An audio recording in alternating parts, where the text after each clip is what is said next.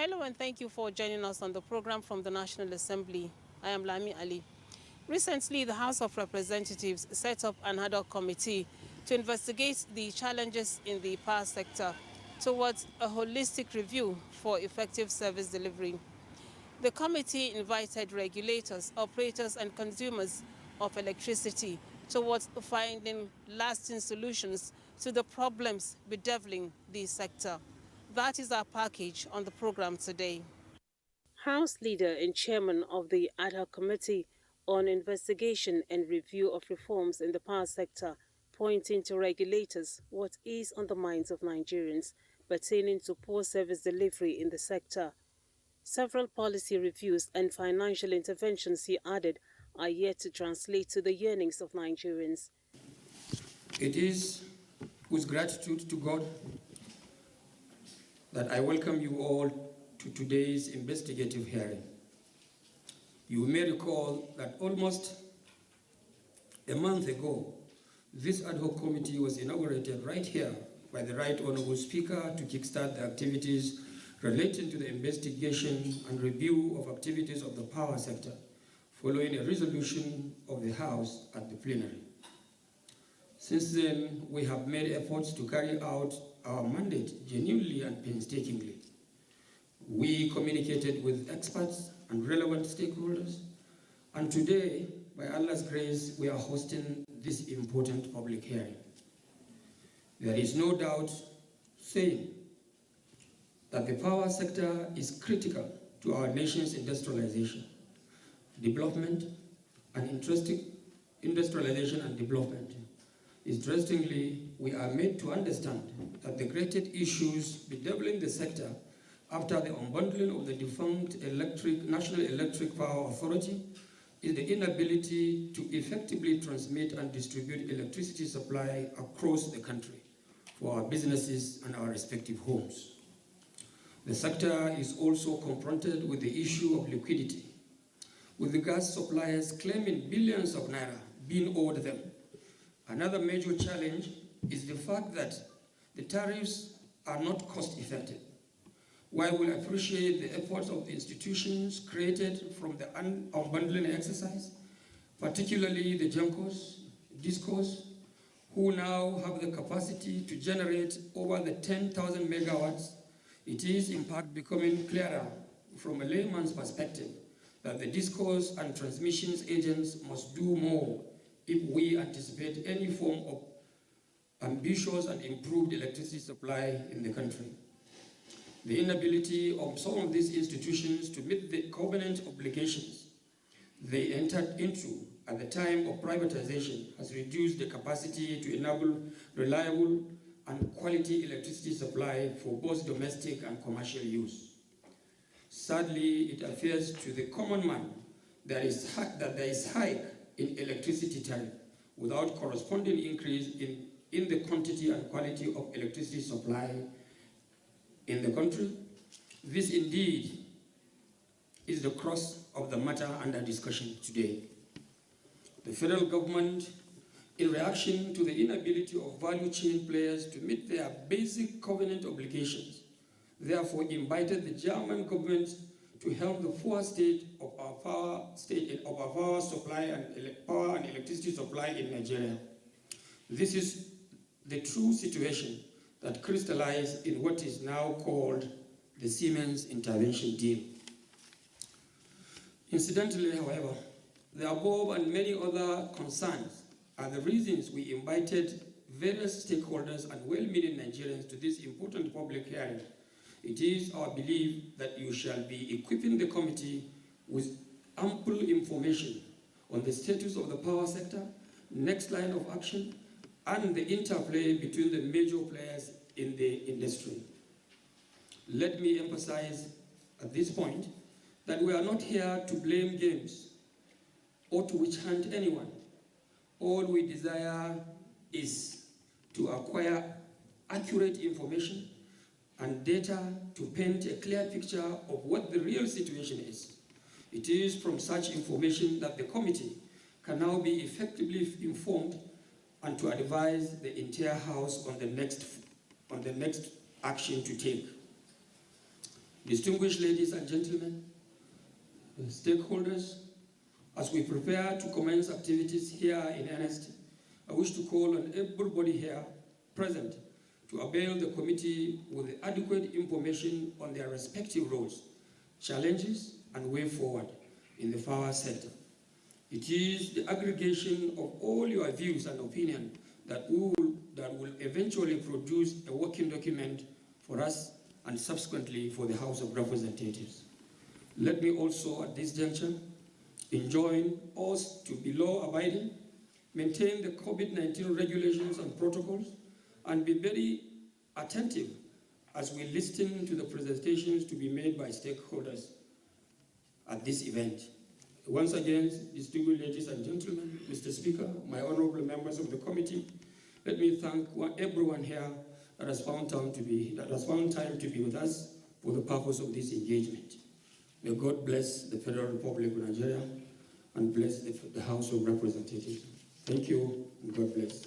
Deputy Speaker Ahmed Idris Wasi, during the hearing, noted that the legislative intervention will address poor performance. Colleagues and members of the public, this is a very, very important assignment. First, I urge you, on behalf of the Speaker, to do this work with the fear of God, diligently, believing that this is a very good sector that Nigeria is very much in need of its own survival, for our industrialization and for our normal living.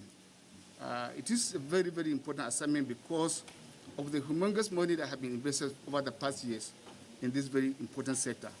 I want to say, with that fear of quotation, over 1.2 trillion has so far been invested.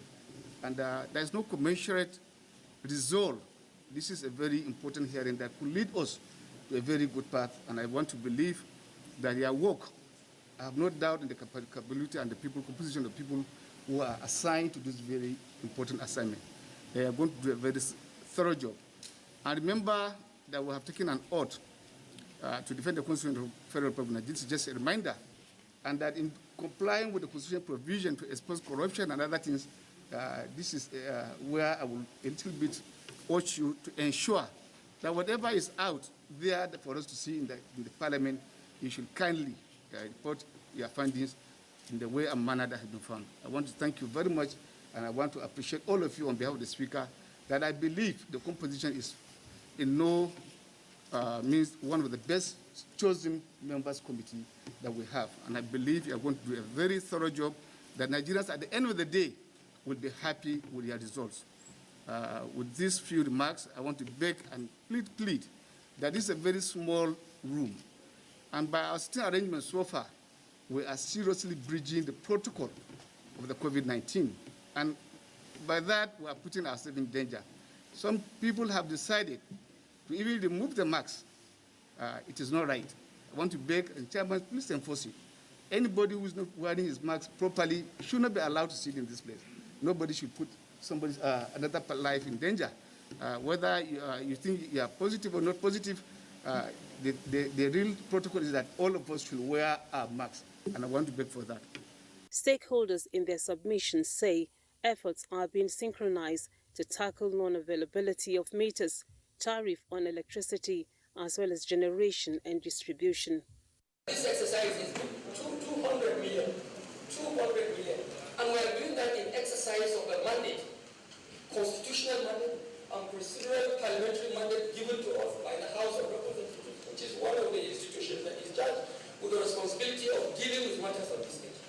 Accountability, transparency, value for money, service delivery. And your agency, the chief executive of the agency, has not been communicated that for some exceptional reasons, unavoidable reasons, that he would not be here. If such was done, we could have taken maybe a second look at it. So I want to believe that the DG has now set a very wrong precedent in this engagement, and we will not take it lightly. This is a responsible parliament. We are operating on the mandate of the House. And it's also a responsible, very responsible and critical assignment that we are handling on behalf of the nation. It is quite sad and unfortunate, I want to say, and I want to repeat, it is sad and unfortunate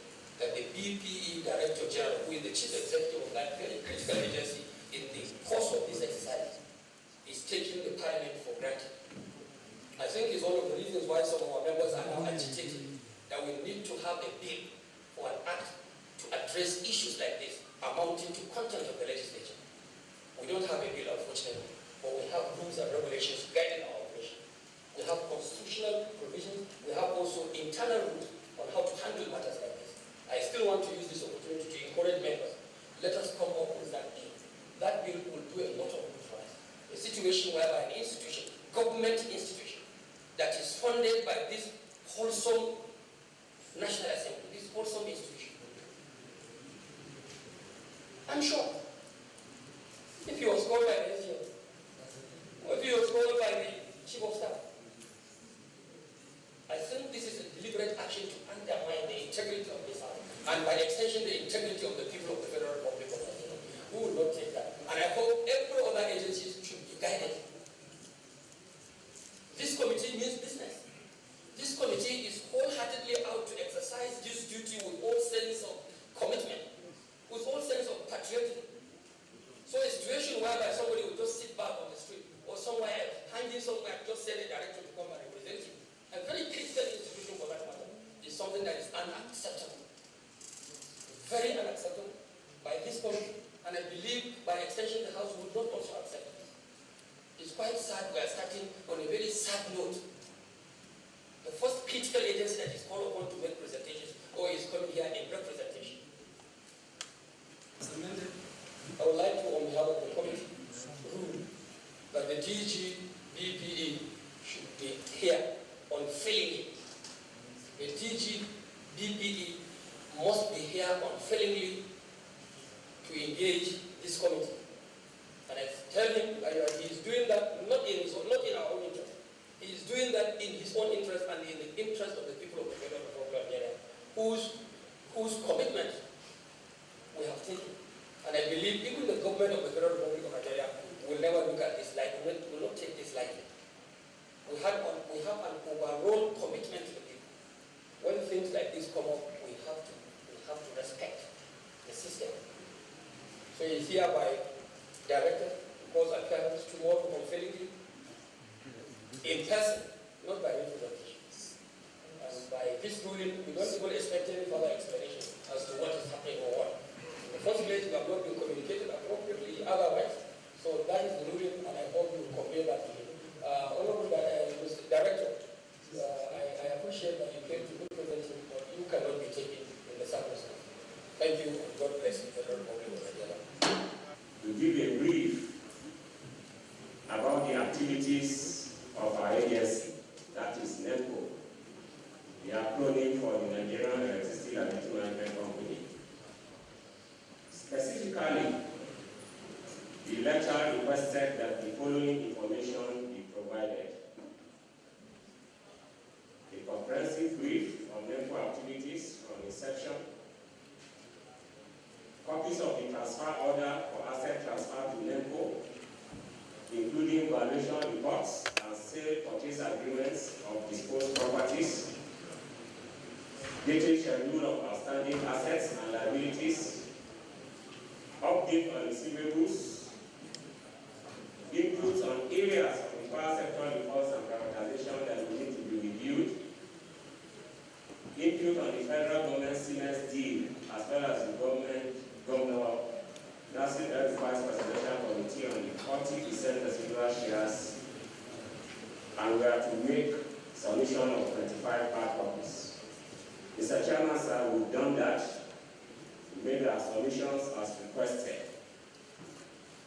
And I'll be making a review of that submissions, which I believe is before these highly esteemed, respected members of this honorable committee.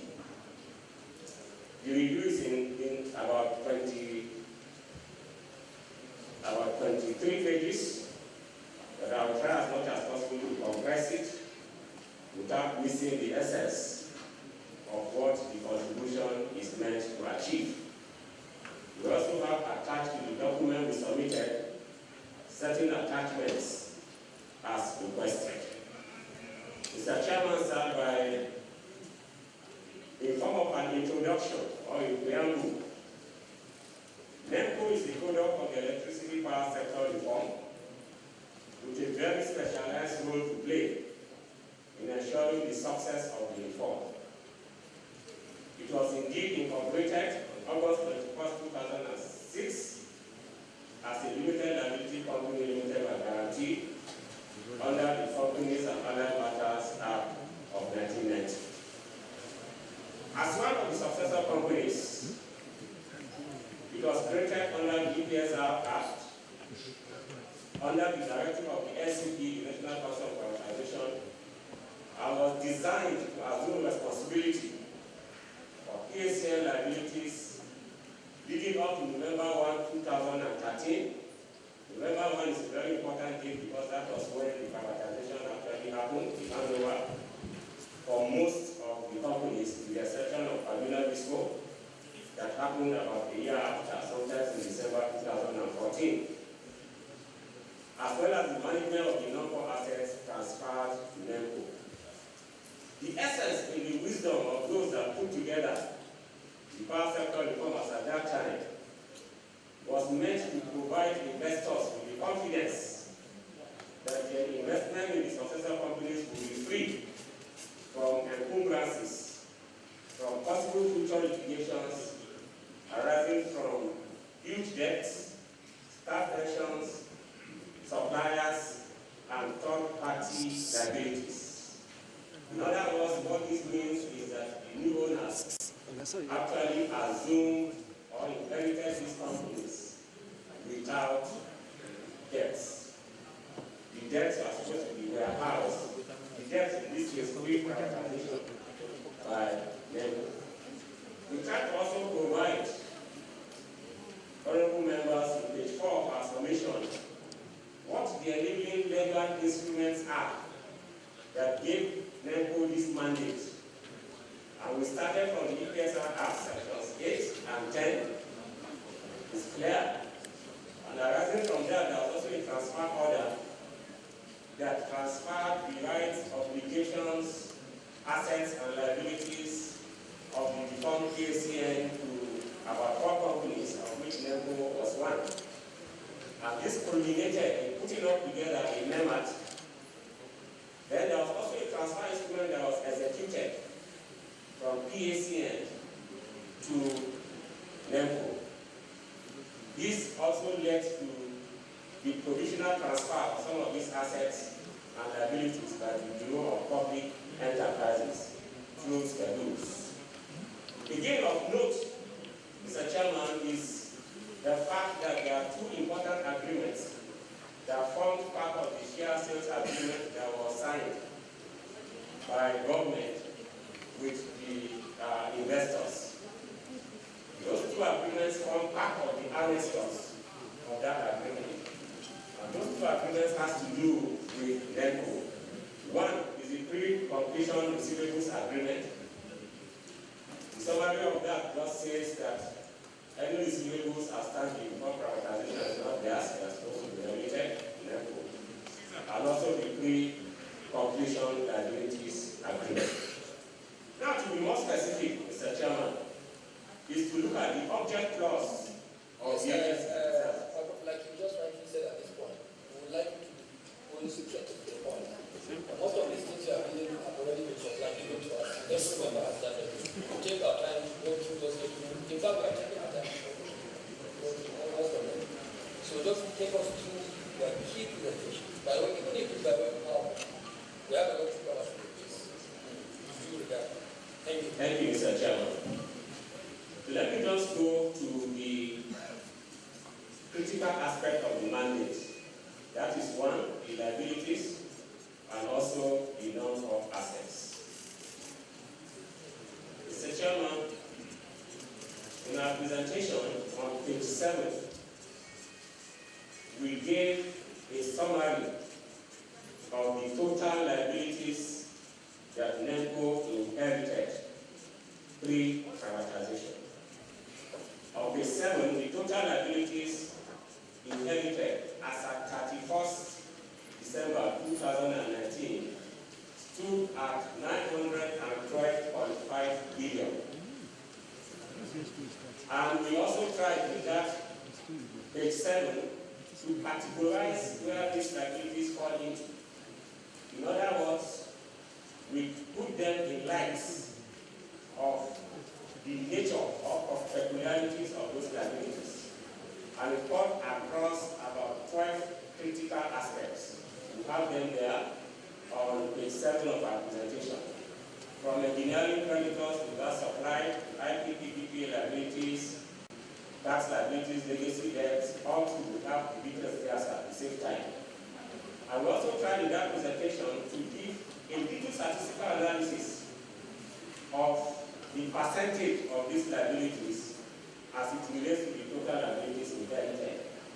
And we will see that IPPPA liabilities constitute about 35% of what we are having. The same thing in that same page, we try to now give the summary of the status of these inherited liabilities. And that comes in page 8 of our presentation. And what we are now having on our books as at 31st December 2019 stood at 514.7 billion. It shows that there have been so many activities that has happened that caused the reduction. Silence, please. Yes, sir. One house, please. Members, please. Let us concentrate very well on this, please.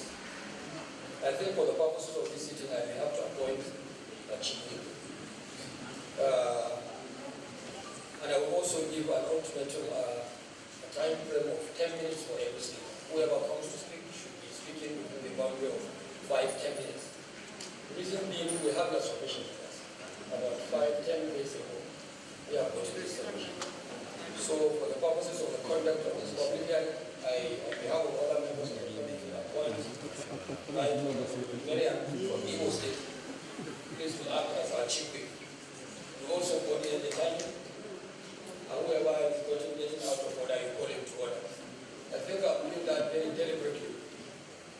I'm doing that very deliberately so that when she shouts at you, at least the voice will not be terrifying. It's the voice of a very beautiful lady around you. Please. Go ahead. Thank you, Mr. Chairman. So quickly, so how do we get this debt reduced, what we have? The answer is actually in page 6, which has to do with the model we developed that we refer to as the triangular review model, which looks at the verity of information, verification and translation, and also is there, and also negotiations and discount solicitation window. So from that table, it will be seen, Mr. Chairman, that arising from that model developed, about 89.5 billion was actually saved for the federal government of Nigeria. Be that as it may, let me quickly go to the current status. What is the position as we speak now? The position as we speak now on 514.7 billion, Mr. Chairman, is that 499.7 out of it are actually categorized as contingent liabilities. Contingent in the case that they may and may not crystallize. And we have a remark column there that shows clearly the details of each of these contingent liabilities and what is currently being done in the agency to manage them. The other outstanding liabilities of about 15.012 billion are what currently we think needs attention in terms of settlement and the effort that is being made to handle them. Quickly, since to be within the time frame of 10 minutes, I'll go to the number of assets quickly, sir. The number of assets were transferred from BPE to NEMCO in 3 batches, with the schedules clearly indicated. The activities of the number of assets, we have it from pages 10 up to. What we try to do is to do a stock taking of those assets, do a preliminary audit, and currently embark on the evaluation of the first phase of those assets as approved by the National Council of Privatization. We have that submission all through from 10, all through to 11, 12 of our submission, order not to waste our time. The critical aspect of our submission is the aspect of funding. How do we now get the funds to actually meet these of our obligations? We have the summary on page 13 of some of the sources of funding from the market operators during the interim period of funds to grow. Our NTA debt recoveries and all through we have those on page 13. And And then, Mr. Chairman, we made a humble proposal as to other sources of funding. Because networks and agencies actually and SPD are not supposed to be made forever.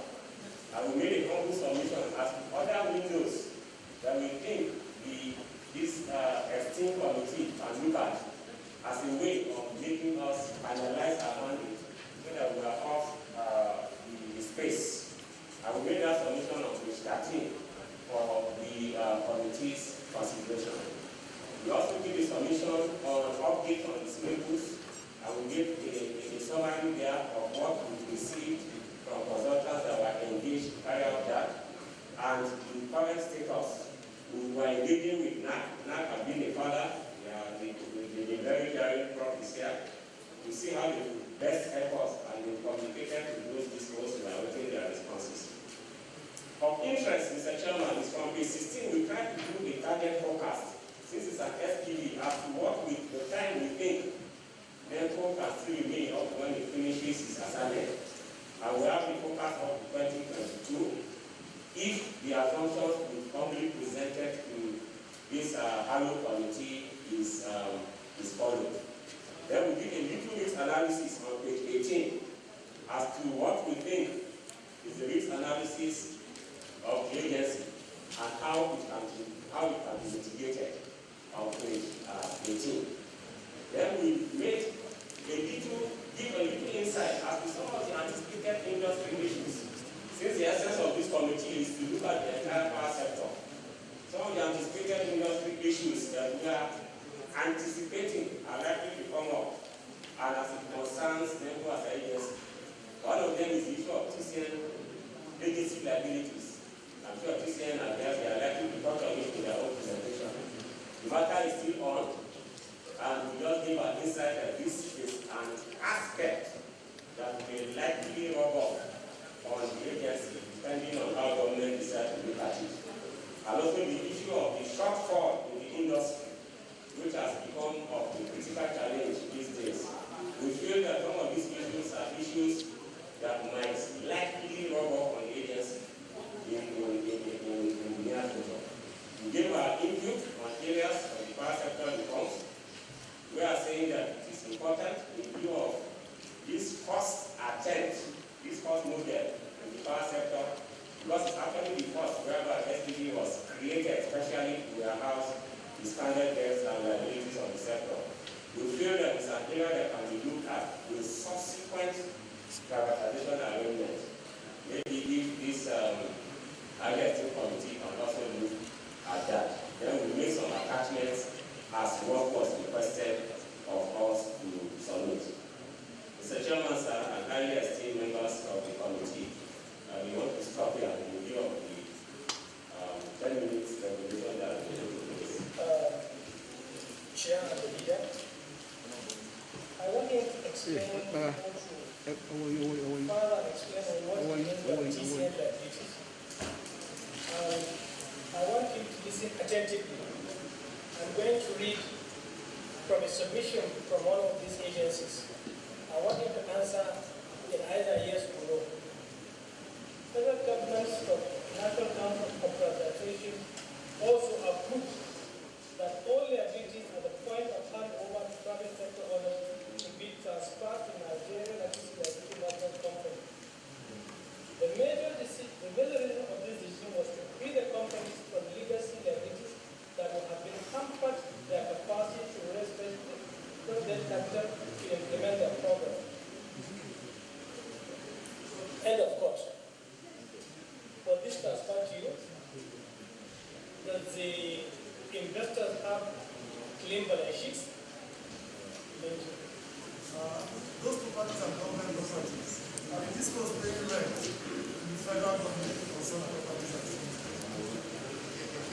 Welcome. We have an intention to let mention that DEFCON is special purpose vehicle, and that every time when set off for its existence to guide its operation, because it appears now that the auditors are going to now form what the aspect of contested. So I don't know whether there's a time frame for you to wipe the off with your operations. The last question.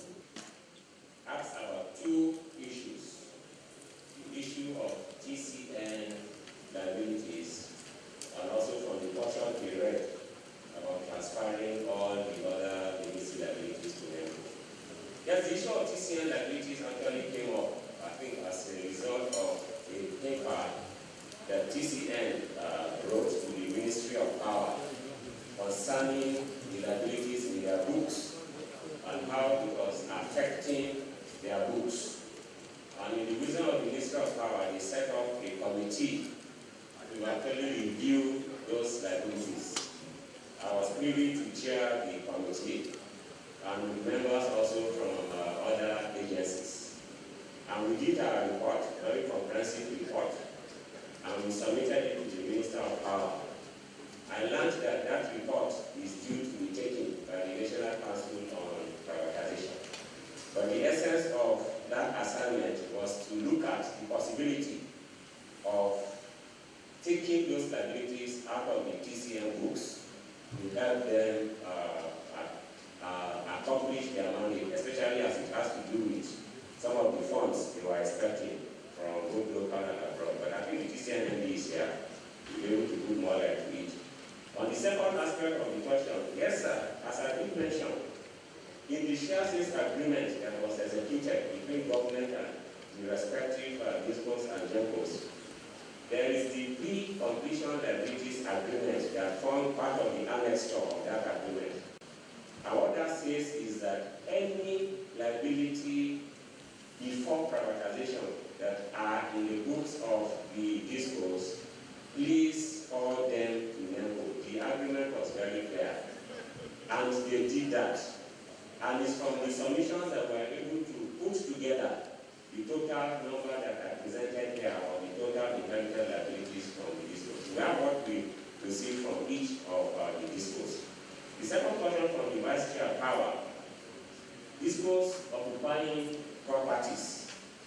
Again, here, I think when the concept was being put in place for the privatization, it was agreed as at that time that the DISCO head offices will constitute a non-core asset.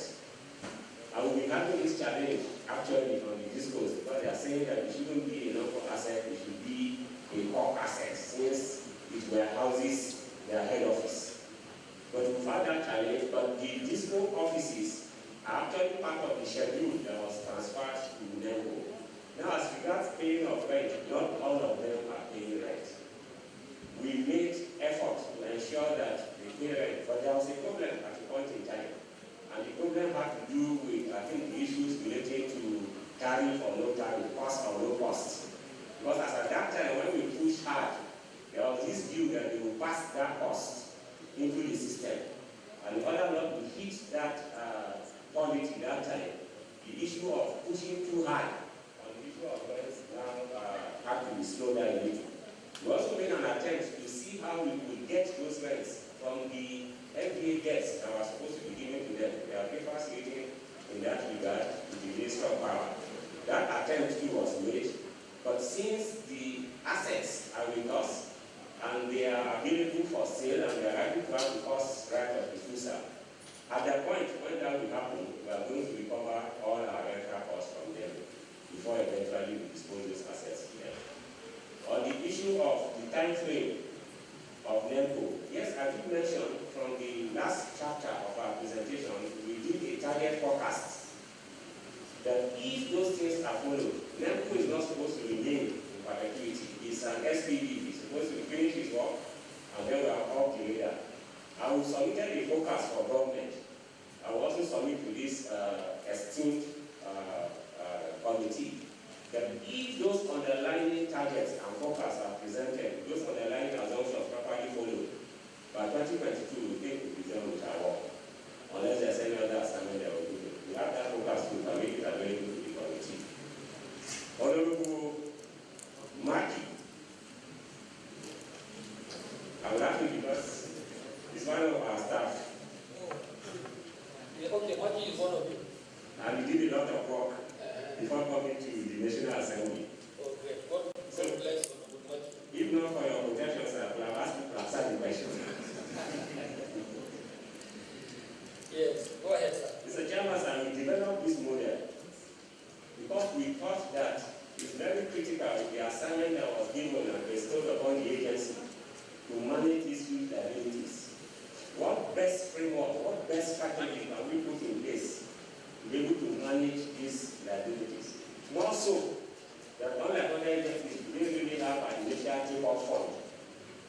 what brings about the wisdom behind us putting together this model. And again, NEMCO is new. We didn't have any other agency to look at. The concept is actually new in the entire privatization arrangement. So we developed this model, tested this model, and put it to use. And we saw that it actually worked. The details of that model is, I think, in page 6 of our presentation because of our time. But the model was to look at the brevity of the information provided, among others, the prudent review of the value, reconciliation, verification, very aggressive one. And then we introduced the aspect of discount solicitation because we saw that there's no way we can be able to make these funds. So we asked government, and government gave us approval. So we now said for every bill above 5 million and above, let's solicit for 20% discount on the owners so as to reduce the amount involved. And Nigerians, as good people, they are giving us that discount. And when it worked, government said, okay, let's increase it to 30%. We increase it to 30%. So for every 100 naira, for instance, we're actually paying 70. And we got that from the creditors. So it's also part of the window that we put in place. So the summary of that model is with the aim of reducing the debt without cost as such to government. And that's what brought about the about over 9 billion trust that we saved for the federal government of Nigeria. We did very highly esteemed of ours. The headquarters of TCN, that is the powerhouse, yes sir, is actually supposed to be a NEMCO asset. It's part of the schedule that was transferred to NEMCO, the TCN asset. But government gave approval for the Ministry of Power to use that asset. So basically, it's under the study of Ministry of Power now, but it's actually part of the assets that was transferred to NEMCO. So it's scheduled in NEMCO. Government gave the Ministry of Power as supervising ministry. Yes, so I think it's a government administration. For Kaduna Disco and Alo Disco, they are also part of the assets transferred to us, and they are also part of those who listed in the first phase of sale. The valuation of those assets is currently going on, sir, to be able to ascertain the exact value of those assets. I think I've answered the 5 questions, the first phase of 5 questions. Yes, and you did that with all sense of, I think, sincerity and commitment. Thank you, the Chief Executive NEMCO. When you were answering one of the questions, I listened to you say that you have issues or challenges as regards the definition of what are the core assets are, and whether the existing structures, some of these discounts are still occupied, whether they are falling part of your responsibility as them. I feel you are being guided not only by agreement, you must also be guided by a framework in terms of reference. And there is no two way about that as far as it goes. No two ways. It's either they are under your jurisdiction as stated by the terms of your agreement and the legal framework you are operating upon, or they are not. And as long as they are, then there should be no doubt whatsoever. There should be no contemplation on your own part to do the right thing. You are there acting on behalf of the government and the people of the country. And I think whatever seems to be like undermining or shortchanging the Nigerian people or Nigerian government in whichever guise, that should not be accepted. I just want to add this is my word, and I hope you look at that appropriately and do the right thing. You cannot say you are challenged by any circumstances as long as you have a comprehensive legal framework governing your operation. And everybody must be guided by that. Nobody should be above the law. If I will tell you, some of the insinuations out there on the street is that they are not paying, and you guys are compromising. They don't pay or but they come round through the window or through the back door and make some returns in terms of proceeds. These are structures that are belonging to the federal government that are trusted under your custody. I think this is my opinion, the opinion of the chair, and I believe by extension the opinion of most members of this side, that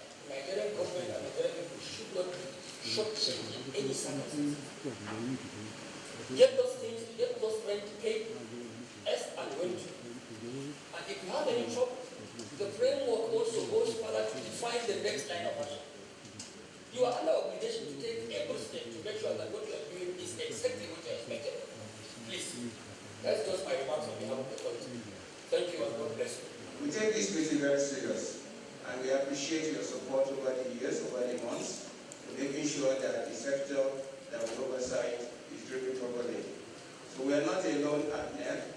We work with you one-on-one, we work with you as a group, and we want to really appreciate the chairman of the Power Committee for who's been hands-on in making sure the sector is driven properly.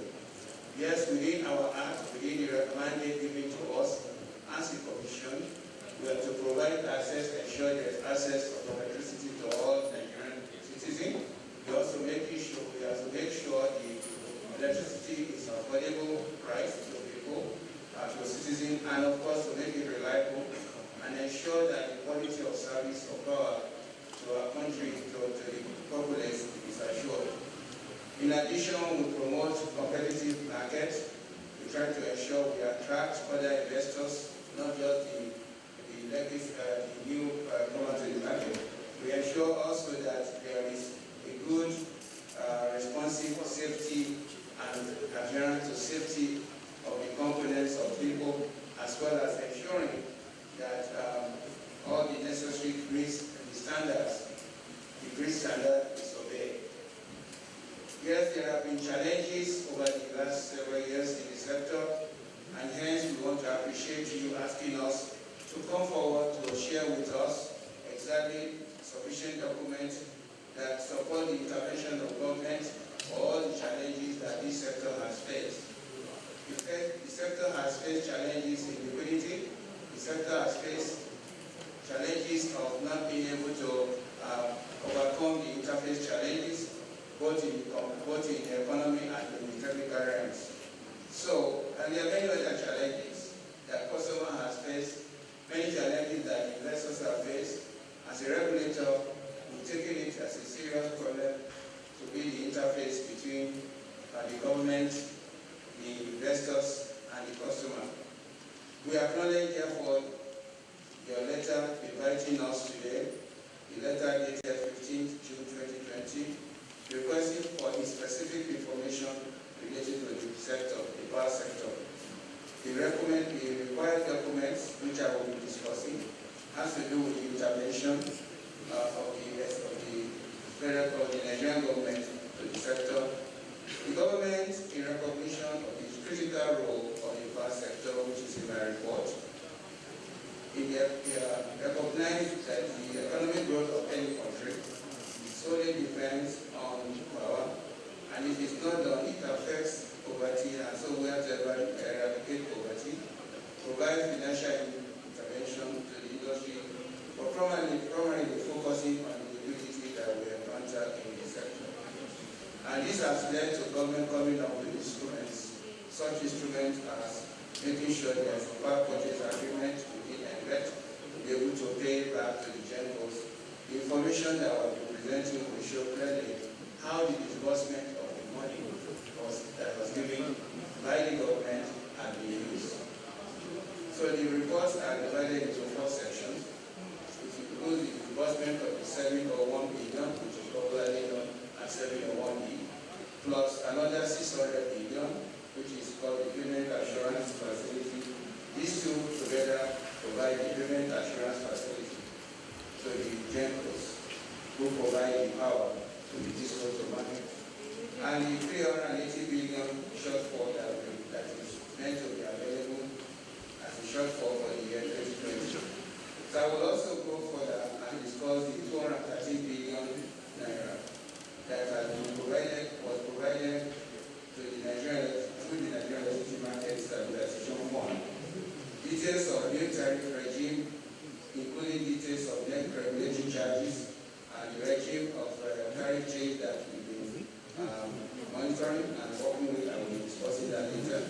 So first, permit me, the Honorable, to go through the first part of the bullet on page 1. I only have about 8 pages. The rest are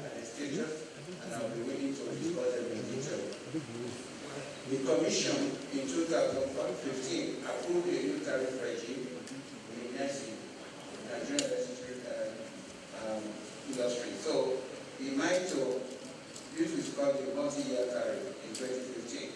The tariff was meant to be reviewed annually, which is what we do at NEC. We do it annually, and it's based on changes of macroeconomic indices, whether there's a gas price rate, deviation from projected electric power plants, total capacity.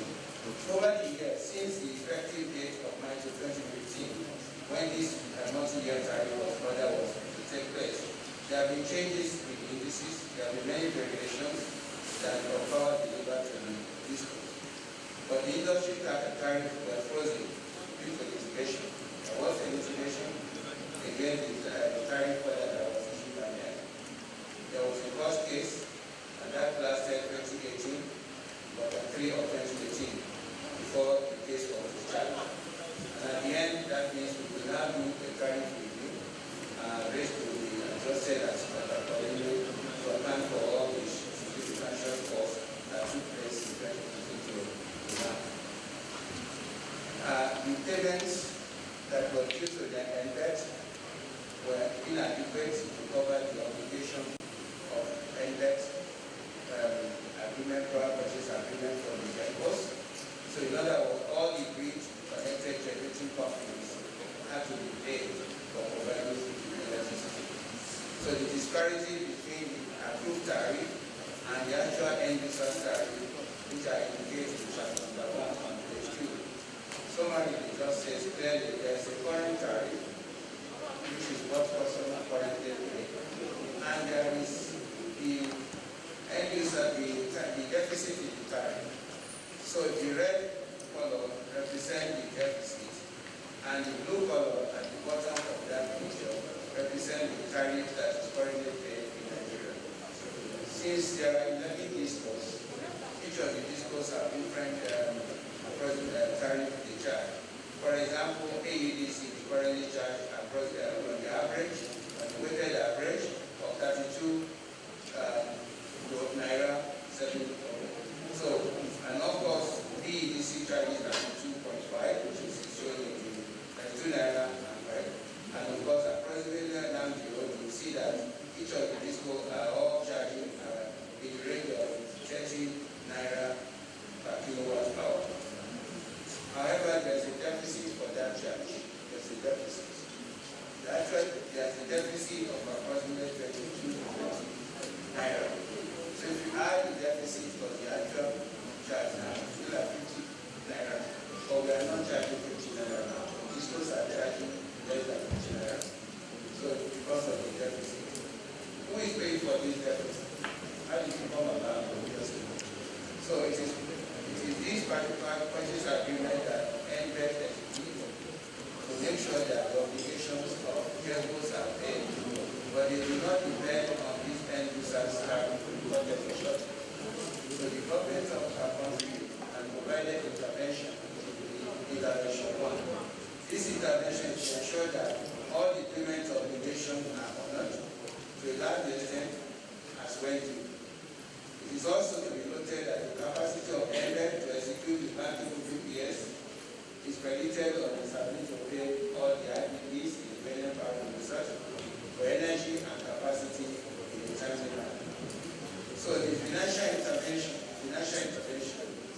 provided by the federal government were therefore basically to cover the difference between the cost effective and the allowed tariff charge of customer. So if you're using the current language, so government is already providing an adjusted tariff to support what customer currently pay. And that is the difference of approximately 20 naira per kilowatt compared to what highest customer currently pay. Again, this charge to the customers and the federal government contribution therefore has helped to at least overcome the liquidity, but the subsidy overcome the liquidity that the single pocket in the country. So this is what led to the first loan. It's a loan of 1 billion naira to to NVET by CBN as a payment assurance. That means assurance facility that makes sure that all the GENCOs are settled up to 80 to 90% for GENCO and gas suppliers. So that means the money actually that I as a customer should have provided, or the DISCO should have provided, the government of Nigeria provided that assurance so that the GENCOs can continue to supply power.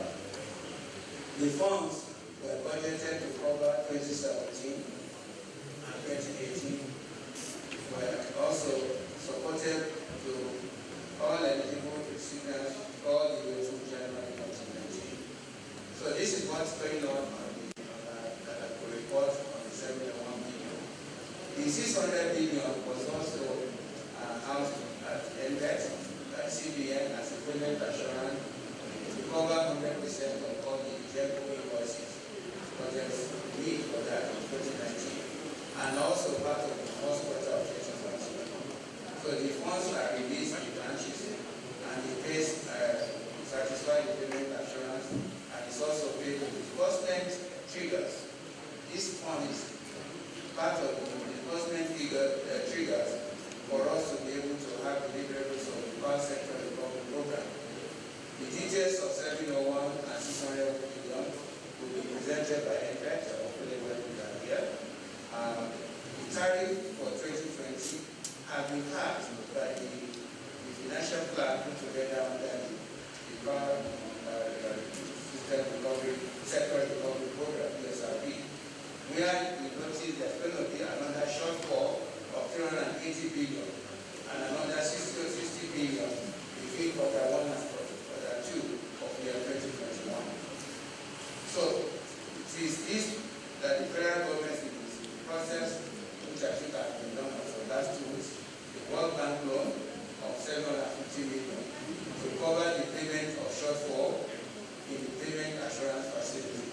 So all the shortfall in the payment facility now is also being covered by the federal government through this loan, through this support that is coming from the World Bank. On table 1 and table 2, really clearly explain the challenge that the sector is experiencing. From 2015 to 2019, we summarize each of the DISCOs, what's the tariff shortfall that I mentioned in terms of the blue and the red color. So each DISCO contributes to the shortfall. For example, Abuja is 20 billion, Benin is 18 billion, 2015. I'll just read across. 2015 is Abuja 20 billion, 2016 17 billion, 2017 another 26 billion, 2018 38 billion, 2019 63 billion.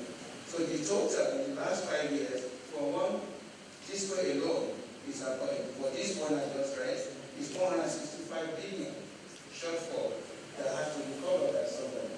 So if I look through that chart on the same page, Benin, the total is 168 billion for the last 5 years, Eko 154 billion, Enugu 145 billion. So I read all the way down to Ikeja 196, Kano 140 billion, Rapport 149 billion, Yola 78 billion. The total of the shortfall is 1,736 billion 249 billion. That is the total shortfall that the government is picking up. That is 1 trillion plus. That's almost 2 trillion. And I know if you compare with our national budget and what we could do with that one is a lot. So I move on. There's also in the process of this shortfall, the government said we will try to wipe away the shortfall. But there is also a market shortfall. I'll define what the shortfall, the tariff is. The market shortfall in the same year or 5 years back is what we expect that when the DISCO collect money from their customers, what we expect, the targeted money we anticipate, was short in this amount.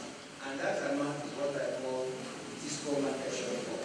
So now we're expecting 100 million, let's say per month, and if it's 50, then it's a market shortfall. So this continuous market, additive of all the addition of all the shortfall, market shortfall, is about 1,736 1,830,373 naira again. So you can see that we have a shortfall in tariff and we have a shortfall in the market. Government is trying to now help out with the tariff shortfall. But the market shortfall is the responsibility of the disco. By the time we subtract the two, you will see that there is still a net disco market there that has to be paid to the tariff share, which is the total of 94 million that is shown on table number 3. So that gives us quickly a summary, a summary of the shortfalls both in the tariff and in the market. But there's still one particular intervention by the government, which is the famous 230 billion, which we normally call the market capitalization fund, electricity market stabilization fund. Again, following the conclusion of the privatization in 2013, look at 2013 billion, the discourse were required to conduct a baseline study. The baseline study was to enable us being given the license to operate.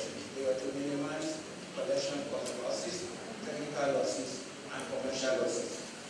The outcome of the study, perhaps, that made up. Constrained to also regulation at this point. So you have 2 minutes to go. Allow your one down. Thank you, sir. And we'll look at other details in your Okay, thank you, sir. Please. It's what I have shown on table before, how the money has been distributed among all the discourse and all the other participants in the market. It's not just the discourse. On one of the pages, I showed all the beneficiaries of the amount of the 213, and that is shown on page 10. That is appendix 1B. So the disbursement of the 213 billion on the next one is showing all the participants, all those who benefited in terms of approved amount and disbursed amount. Okay, I would like to quickly now go back to talk about next. For 2 minutes. The ESR Act provide the source of funds for the through this in that section, provide and means of funding the commission. And we have funded through fees, charges, and other income connecting to the commission from licenses and other income in terms of this act. In other words, we also can charge fines or penalties. Second funding is the support we receive from the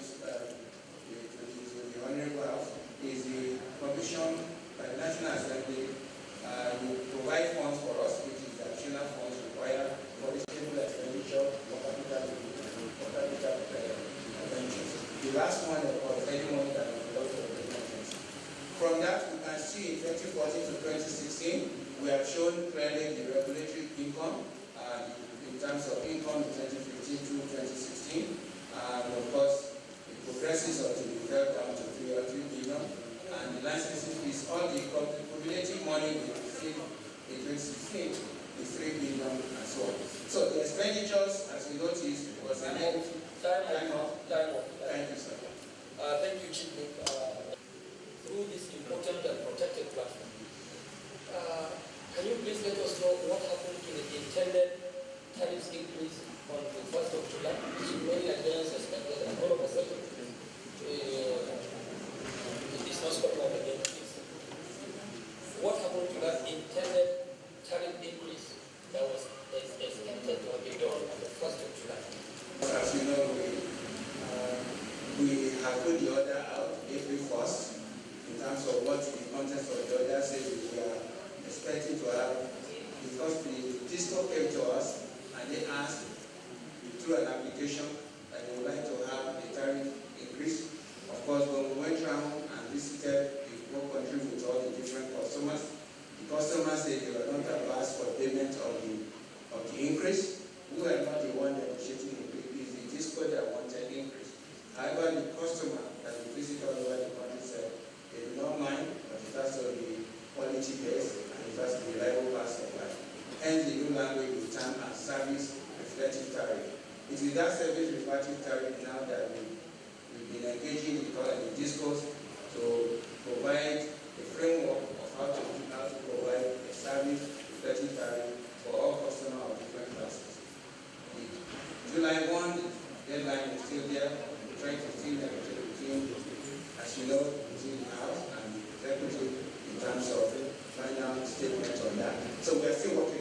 It's a working in progress, and I'd rather say it like that rather than getting all the other details and how to do it. Thank you, sir. Supposed to be policing the discourse. We did all that even before my time. So what we now do, you came up with the innovation. Does it mean that you did and just no, because they claimed there was no tariff increase.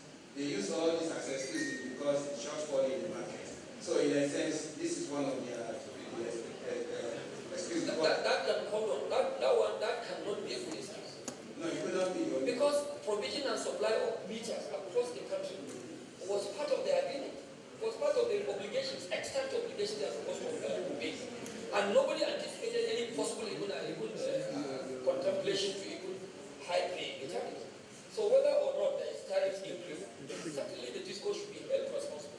And while we are holding them responsible, now, I think you are the policing agency to ensure what is expected of them is done.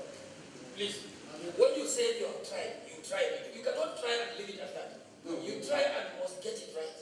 That is why you are a regulator. And you are also protected by law. So please don't take this lightly. The issue of meter is one of the cardinal objectives of this committee. We are so concerned. You all know the disposition of our speaker about meter. The speaker is so passionate and so concerned about meter issue, meter. There was a time we took 2 motions on the same day, on the same week, trying to address this meter issue. You are the regulator. You are regulating for the benefit of consumers. You have no excuse whatsoever to tell this committee that, oh, you have tried that, and you cannot try and leave. Try and get it right. The chairman, in 2015, there was a presidential initiative to supply meters to Nigerians and agreed to addressing metering issues. A total sum of $192 million facility was arranged for this purpose. Can you explain the operational of the facilities? And what is the position of the facilities now? Has it addressed the metering issue? Because a sum of $192 million has been expended by the federal government on this issue. So please can you explain, Mr. Chairman? This was one of the mandates or one of the signed document by the discourse that they will reduce losses. And to reduce losses on their behalf, they know they have to provide meters. But at the end of the day, it wasn't done. So what, and you talk about analog and digital. Yes, with the analog meters work, is to give you the same measurement of voltage, current, and frequency. However, days are gone where people do analog. Yes, most people are now in digital world. So in many of our orders that we passed in recent years, we have actually recognized not only digital meters, but smart meters. So smart meters involve smart meters on the feeders, smart meters that will give us even location of fault in different locations, in different feeders. So we are making this a very fast stage in terms of making sure that the quality of devices or the state-of-the-art devices are being used. And of course that will cost money, but it's even better. It will reduce quality of, to increase quality of supply. And customers therefore will be happy. But you know, you are not going to disown all the existing analog people as they work. So the important thing is, if it doesn't work, I suggest that customers will complain. They are getting excessive pay to their disco of their franchise network so that they can do a good replacement. For them, what we have done is that all the MAPs, that is the meter asset provider, we're giving them a particular requirement, specification of what type of meter they should have. And all manufacturers, whether locally or overseas, are required to obey by this standard. So we are on target, we are on board, and we are doing exactly what you expect us to do with respect to making sure quality of meter is actually accurate. And again, we need to encourage local content, because that's important, so that it's done by Nigerian content.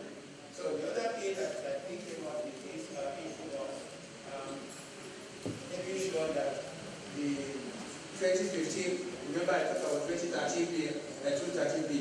That is part of the money that was to help this coast in general to overcome the deficit in terms of providing meters when you bought the asset, whether there was a wrong calculation or error in terms of what is available on the ground. So that money was put there. And of course, if it was misused, we are there in 2017, 2018. We went after all the discos that misused that money.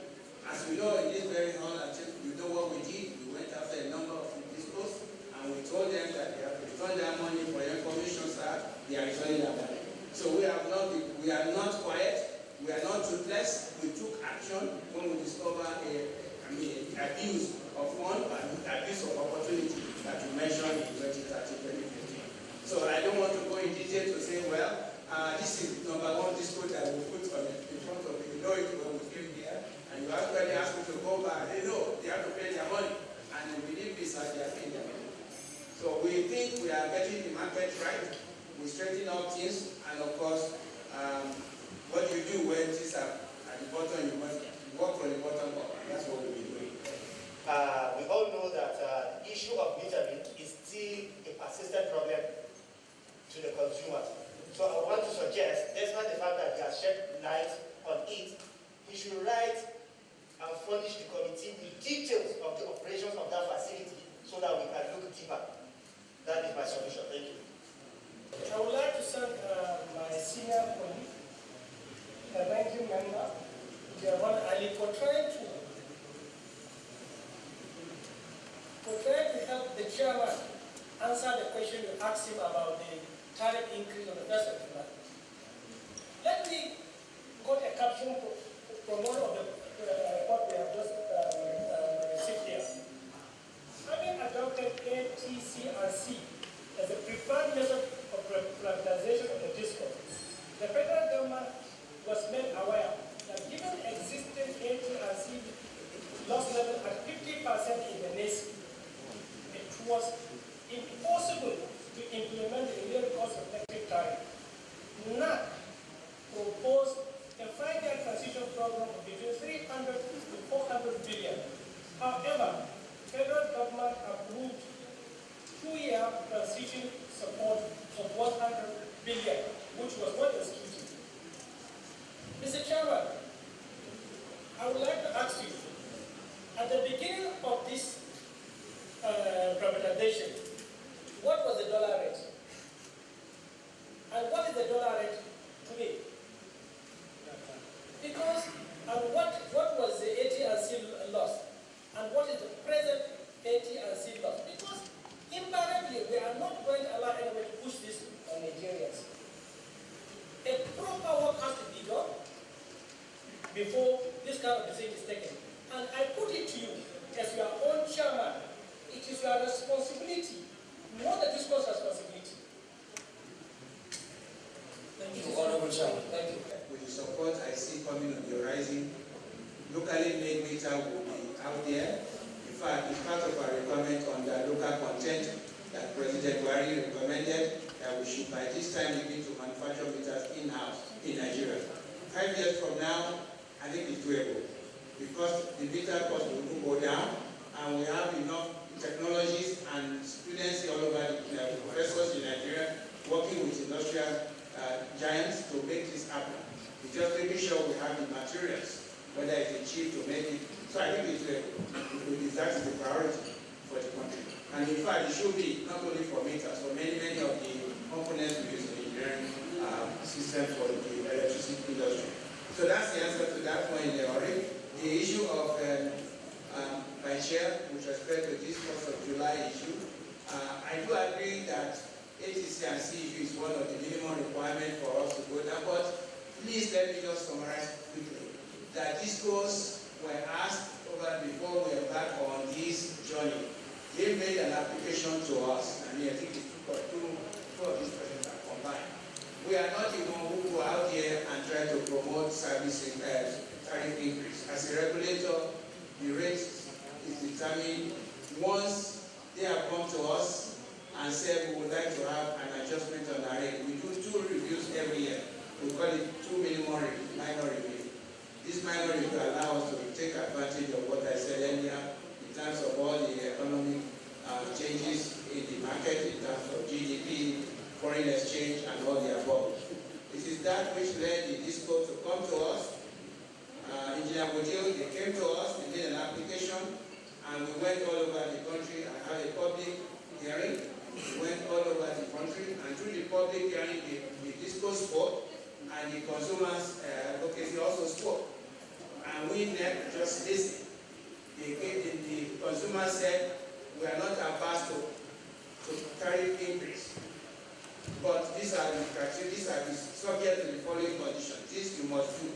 You must provide us quality service. We must fix our transformer. We don't want to pay for transformer. So we agree on the fact that, okay, this goes, you hear what your customer said. They don't mind tariff increase, but you must do one thing well. You must provide quality service. You must minimize interruption. You must make sure the supply of power is reliable. So take away from that, they agreed to do it or not.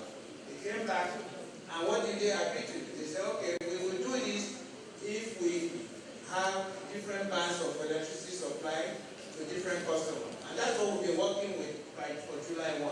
For them to come up with what we can, on the behalf of the customer, and say, look, the discos are ready. They will provide 24-hour supply in this area. It will be 18 here, it will be 16, it will be 12, it will be 8 and 4 hours back. So that's what has been going on. So we did here, we listened carefully to what the different customers said and what the disco said they would do in return. But we're not going to go play this stage until we make sure the discos are willing and ready to do that which they have promised the customer. So with respect to our engagement, I think we did the right thing by making sure that the initiative for the tariff is done by the disco for the increase, but we added the word service reflective to be sure that the customer aspect of their mandate or request during the hearing is met. So I don't think nothing is wrong. We are going through our act. Our regulation allows us to listen, to take application, and to go around the country and to get buy-in into what is to be done. And to my opinion, it's a win-win. Disco will win, customer will win. So it's all good for everybody. With respect to ATC and C, I think that's another question. We have said a lot about that. The aggregate technical, commercial, and collection losses. We demand through the so-called performance improvement plan that each discos are supposed to submit to us during this tariff increase engagement. It is there they have a plan, maybe a 5-year plan or a 2-year plan, a different milestone of what they will do to increase the quality of their service, especially the network, to make sure the network losses are reduced, to make sure they buy into smart meters that will be able to they'll be used to collect and to make sure collection of bills are done properly. In fact, one of the presidential initiatives that we put to as an honor in the commission is the so-called we call it automated billing, which is also already in place, which all the consumers will enjoy through their disco. Now, the quality of service, part of the regulation that was sent out is the following: that all the feeders will be monitored to ensure that the customers are not shortchanged, that the customers at both 11 or 11 kV line or 33 kV line will be monitored in terms of the quality of service provided by the disco of choice. When we talk about the issue of this shortfall, I thought I should explain it one more time. We are saying that we now realize that the shortfall cannot be a permanent thing where government will keep on paying bills. So what we are keep on providing subsidy, as you said, that is why we engage them in this so-called minimum remittance, and also making sure by this certain government will hands up and the school will be able to take on their business, run it, and make money and provide service to their customers. This is why we are not in the forefront, because they are the ones who are in the business. Our job as regulator is to make sure we protect the customer, we also protect the market, so that everybody is benefiting from the electricity industry in Nigeria. So the tariff advocacy, I should mention it, all over the world, the regulator is not the one who go out here and start advocating the rate change. So that is why in Nigeria we are not the one to advocate rate change. In the US, in Europe, all rates in the race code were informed, and it's done in Nigeria, that our job is to listen to the marketer, which are the disco in this case. What do they want to sell? How much they want to sell it? And it is our job to make sure it's done right and nobody is shortchanged in the process. The responsibility of the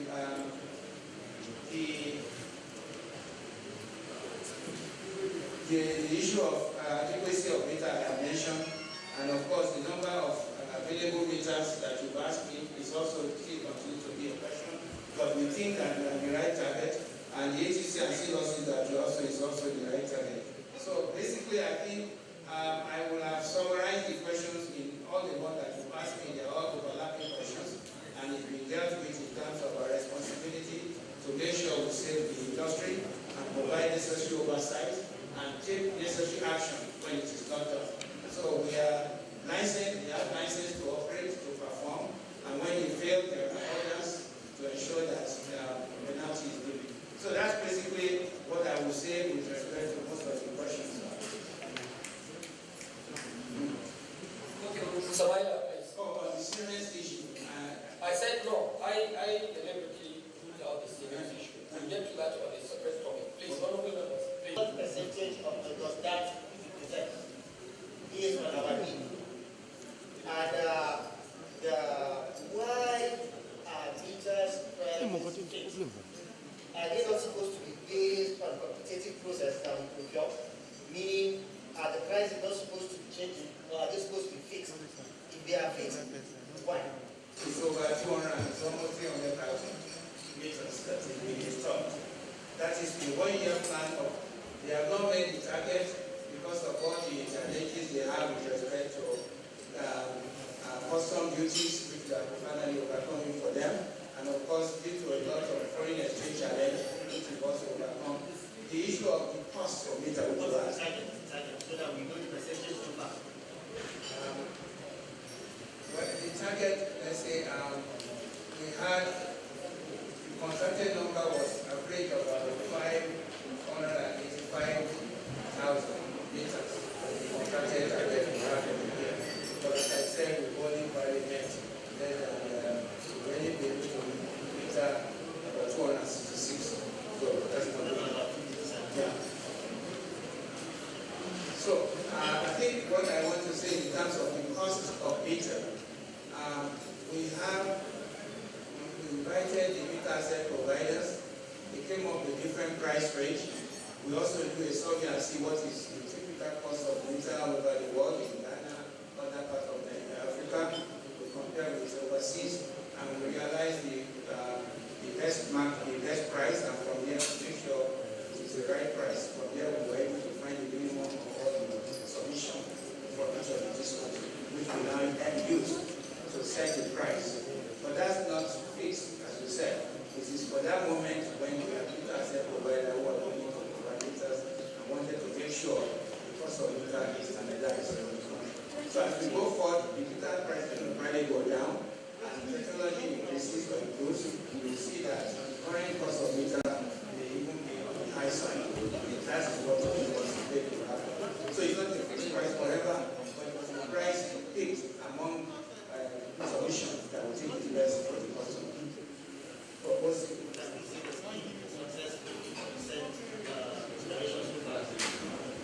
Well, I think you can do more.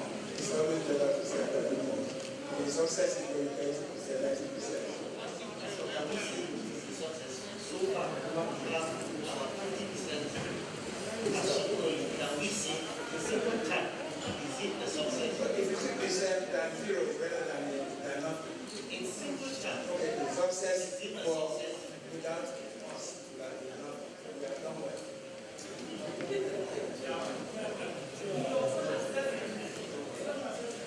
Okay, Chairman. I did not say I have arrived. I said we're going to do more. I think that's better.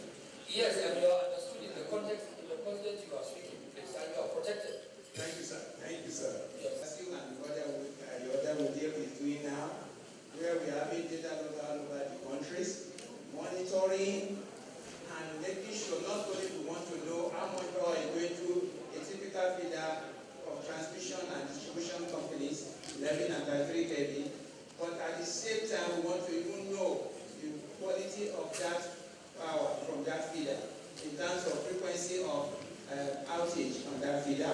We are also measuring quality of service on that feeder, and we are trying to make sure that the standard of voltage, frequency, and power in that feeder is measured remotely at NET.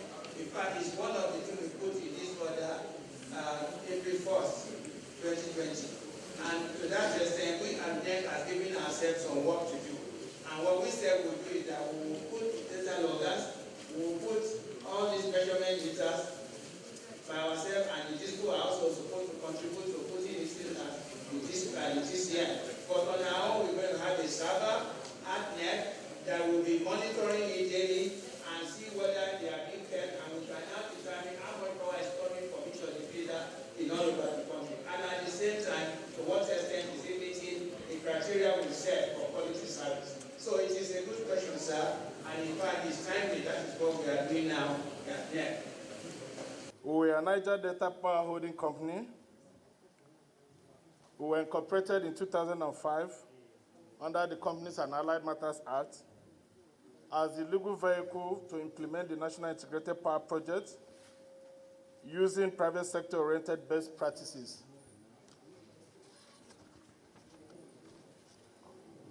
He's very busy. Honorable Leader, members of this committee, I have submitted a presentation, 25 copies. I've also submitted the listed requirements as attachments or listed documents. I'm sure they are before honorable members now. As I've mentioned, we're a limited liability company.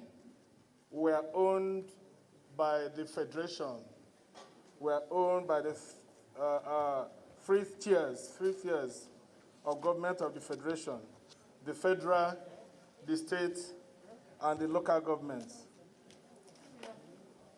To implement, we were set up to implement the National Integrated Power Project, which was a fast-track government initiative to add significant new electricity generation capacity with associated transmission, distribution, and gas infrastructure to the electricity supply industry in Nigeria. My presentation looks voluminous, but please don't worry, I will just take us through it. 10 minutes, I'm done. Our scope so far has been developing generation projects with the associated gas infrastructure projects, transmission projects, distribution projects, as well as solar home systems. If you can just please go with me to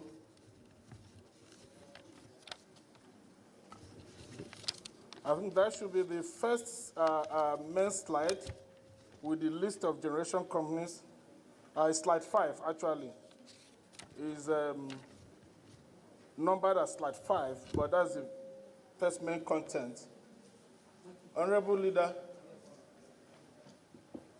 you will see the list of 10 generation plants which were designed to develop. Out of these 10, 6 have been fully completed, 2 partially completed, so the whole 8 tied to the grid and generating electricity or ready to generate electricity.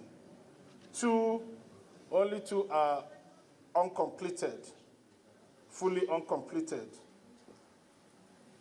Honorable Leader, members of this committee, the total installed capacity we have developed so far, is 4,047 megawatts.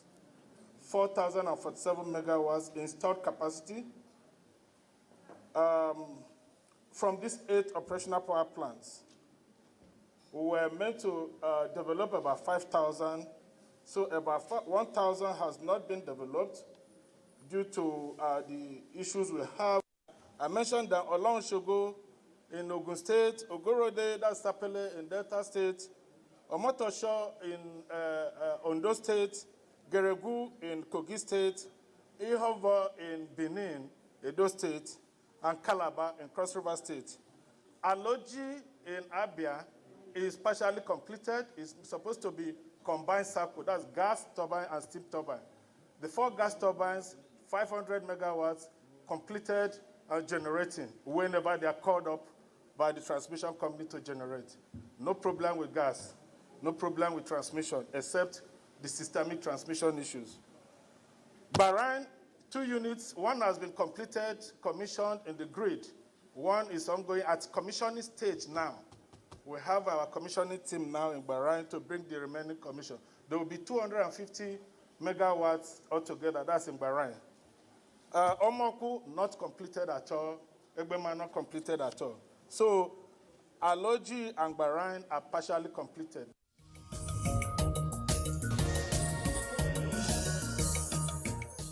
This is where we come to the end of the program from the National Assembly for this week. We thank you for your time. Remember to join us same time next week for another package. I'm Lami Ali.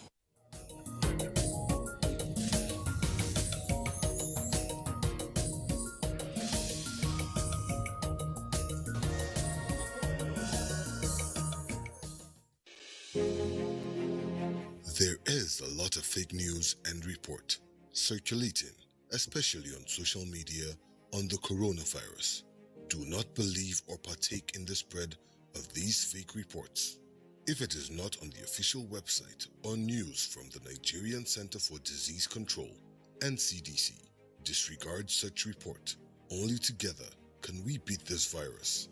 Only together can we overcome this pandemic. Follow the instructions and guidelines provided to combat this virus. Most importantly, stay at home. Self-isolate, regardless of your status. The virus doesn't move unless we move. Let us work together to better Nigeria. Together, we can do this. This message is brought to you by the Nigerian Television Authority, NTA, Africa's largest television network.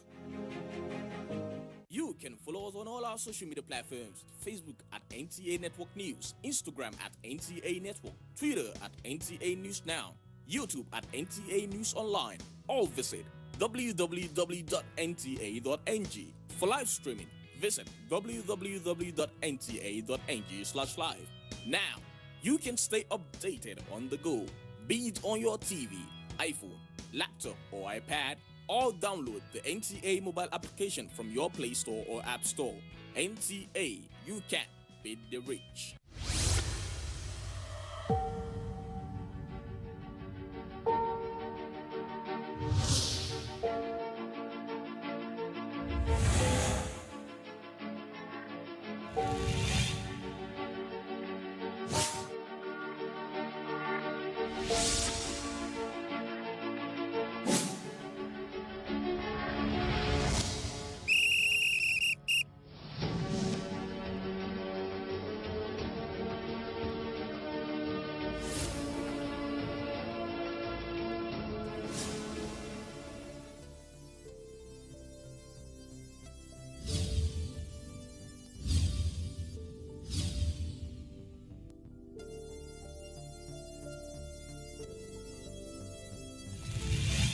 NTA Sports 24, where sports thrive.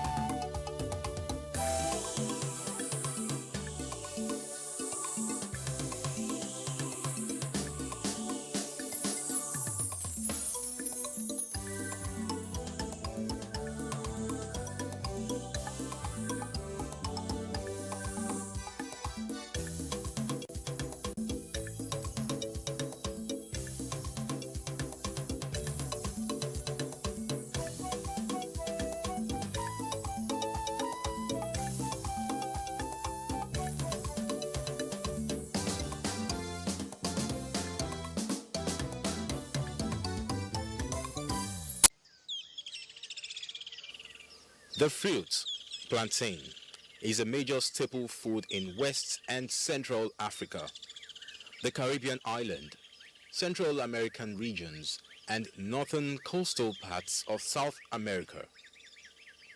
It is one of the staple foods mostly grown on the tropical regions of Nigeria and West Africa.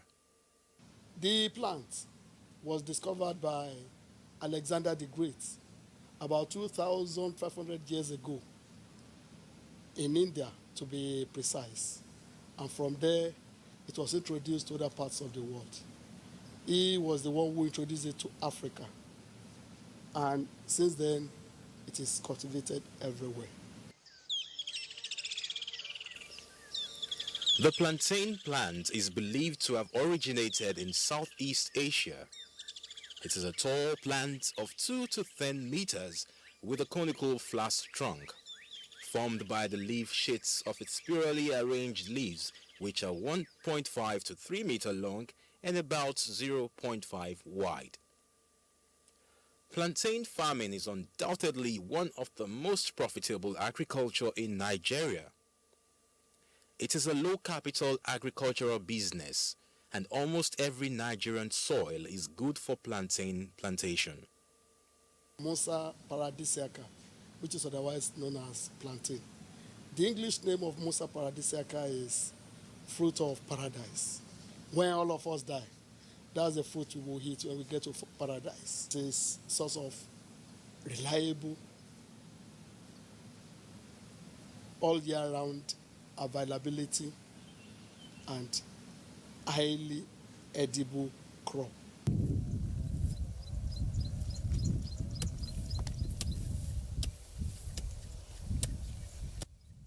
This is Akim. Akim is a microbiologist turned farmer. He ventured into plantain farming when white-collar jobs seemed so invisible. Taking his first step in starting a plantain farm is acquiring a farmland with the right type of soil and the land located in an area with favorable weather for the growth of the plantains. Plantain plantation is just a land. Maybe it might be large, it might be small, where you have mainly plantain planted on that land in a very sequential manner. That is what plantain plantation is. It's just like you have palm plantation and other kind of plantations too. First, if you are talking of just planting, depending on natural water like rain, then you are talking of maybe from March, April, May. So when there is sufficient water, because plantain needs a lot of water. But if you have good water irrigation, you can plant anytime. Plantain suckers are used to grow new plantain plants. They are outgrowth which develop from the bud at the base con of the mother plantain plant. Akim, the farmer, is set to plant in some suckers on his new plantain farm.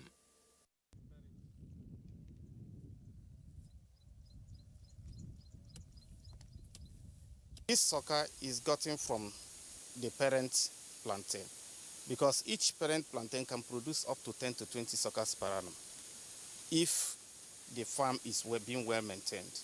So you can now remove those suckers and then use it to plant a new field. Cultivating plantain is not a difficult task because it comes by its own propago. The kind of propago with which you cultivate plantain is a natural structure that the plant produces by itself without interference of anybody. That structure is known as sucker. The sucker is a perennating organ through which you can have as many individuals or plantlets of plantain from it. It is embedded in the soil. You just, after planting the sucker, then from the 6th week, you find out that the thing is already having roots, establishing its own roots. From week 8, you can now add your manure. So gradually from there, you keep on growing. And then normally you have to weed because weed competes for food with plantain. So if you allow weed to choke it up, you will not get what you want. But if you remove weed, ensure that it has adequate water and then manure, then your plantain will grow and grow very well. So this is a sucker, right? Yes. And this is a sucker too? Yeah, exactly. What's the difference?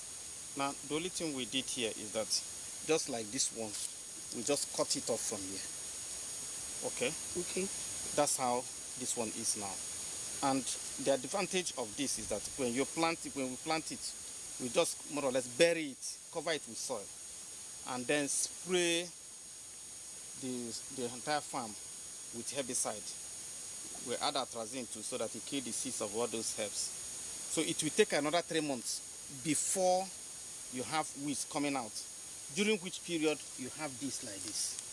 Within that 3 months, yes, this is what you get. Yes. When you've planted this, is buried. Exactly. After 3 months. No, from within the 3 months. This is what like you get. Yes. So it will start growing from there, but we now clear the land of weed. But in this case, if you plant it this way, first of all degenerate. That is really? Definitely. It will start growing from there.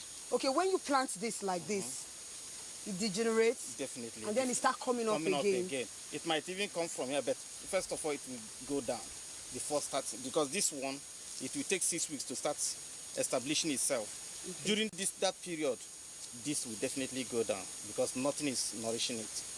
Okay. So, but the disadvantage now is that it's not always easy to use spray during this period because it's just coming out. But this one, you have done it, you are free of anything that will kill the plant, because if the herbicide touches this thing, it will kill it. Okay, so as a farmer, if I come in and I say I need suckers that I need to plant, which of them will you encourage me to buy? Is it this to be buried, or I should just go for either of these? If I have my way, I will encourage you to take this. Oh, you encourage me to take this? Yes. Why? The reason being that it is easy for you to manage the weed at the beginning. Okay. Once you spray that place, the land is free. But with this one now, within that 6 weeks, you are already having weeds. Oh. So to have to spray it, there are most of the people that spray may not be able to be very careful. It will not touch the leaves as it is coming out. Okay. Are they the same price as in, are they? They have the same price. Okay. After burying the sucker, by 6th week, you start getting this, by which time the buried sucker its roots has already been established. By the 8th to 10th week, you get this. And from there it grows to mature into, by your 8th or 9th, to mature into a plantain tree. It is better to plant plantains in rainy season. The plantain plant should be able to grow without stress and vigorously during the first 3 to 4 months after planting. As a farmer, you have to be sure of the area where you want to plant your farm. Where you want to plant your plantain or your sucker. The environment has to have all the requirements that are necessary for growth.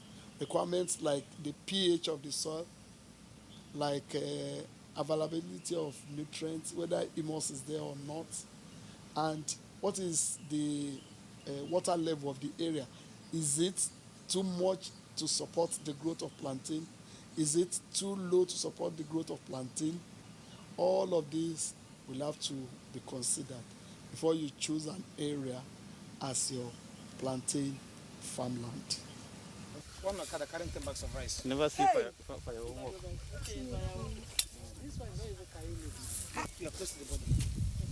The farmer measures the distance between each plantain crop.